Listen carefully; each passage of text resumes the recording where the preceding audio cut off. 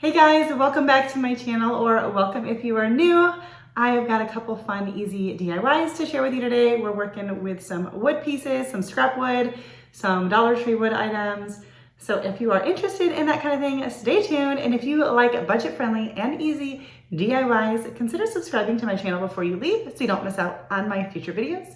And of course, if you like this video, please give it a thumbs up. That helps me out so much. Let's get into the first DIY.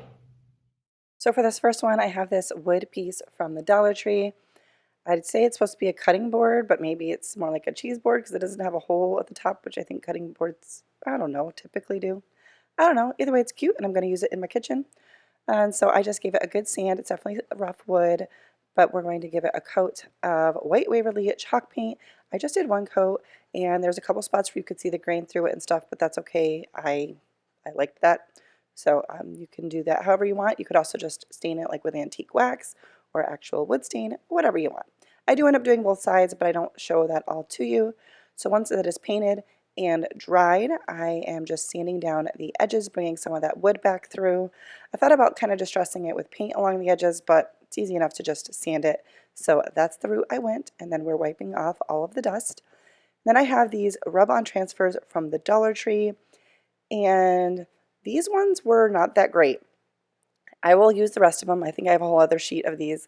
I've used rub-on transfers from Dollar Tree in the past, and these ones were very difficult. This is extremely sped up. I used my little scraper tool, then I used my fingernail. I ended up using this wood heart, which I'm actually using in the next DIY, but it took me forever. I don't know if it's the gold that makes it more difficult, but I hung in there and went across the whole thing. I just laid the sheet down, held it in place very carefully with one hand so that it wasn't shifting, and worked my way down, just checking to see if I'd made all the transfers. I love how it came out, but like I said, these particular transfers, not that great. Some of the other ones the Dollar Tree has had apply much, much easier, so don't let this discourage you from getting them at all. And there's how it came out, and I'm going to just put a coat of Mod Podge on it just to help seal it in. I don't know that you have to do that, but I do that on most of my projects. This will probably go on a shelf or a tier tray, and I just wanted to make sure that it wouldn't, chip off when, falling over or leaning up against other things. So anyways, that is all I did for this DIY. I think it's super cute and can't wait to use it on my tier tray. So for this next one, I have this piece of wood. It came in a bag of scrap wood from Hobby Lobby. I paid $1.24 for all of the pieces, but maybe you have some scrap wood lying around your house, or you picked up a piece from Dollar Tree, whatever, maybe left over from a project. This could be any size, just kind of giving you an idea of what to do with the scrap wood. I'm going to stain mine with the antique wax from Waverly, and I'm just using a paper towel to wipe it on and wipe it off. I kind of probably did it a messier way. I know a lot of people use baby wipes. I've never actually tried that method. I'm assuming it works great because I see a lot of people do that. But you can brush it on with a paintbrush, wipe it off with a paper towel, whatever you want. And now I'm going in with these stickers. These are stickers I had picked up from Hobby Lobby a while back on clearance, so I got them, way marked down. But you can use stickers from Dollar Tree. This is just something I'm doing because I don't have a Cricut. I don't have any of those fancy tools. Nothing wrong with them. They make beautiful products, but I don't have them. So I am just applying my letters for a little saying that I wanted to do. I did realize, even though I have 2 sheets of these, that I had no more E's left. So I took a C, and then I took what's supposed to be, I think, like a little bracket. Or like a parenthesis type thing. And I cut that down, and we're going to make our E's that way. And it actually worked out really good. And then I'm also going to cut one of those down for the little apostrophe for it's, because it's got to be it is. Very important for that to happen. So they had parentheses, or I'm sorry, apostrophes actually in this sticker set, but I didn't like it. I thought it was too big for this.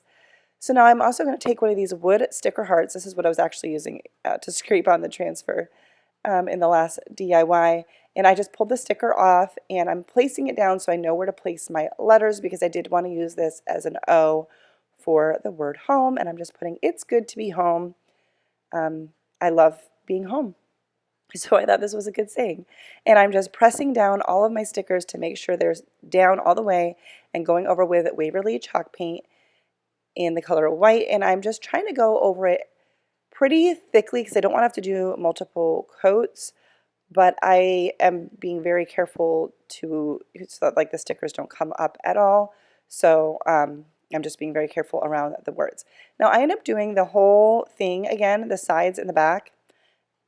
And I either should have left them antique or I should have only put the antique on the front when I got started. So that's just a little heads up for you. You know, I don't always know what I'm going to do when I get started. So I did the whole thing in the antique wax and I didn't really need to.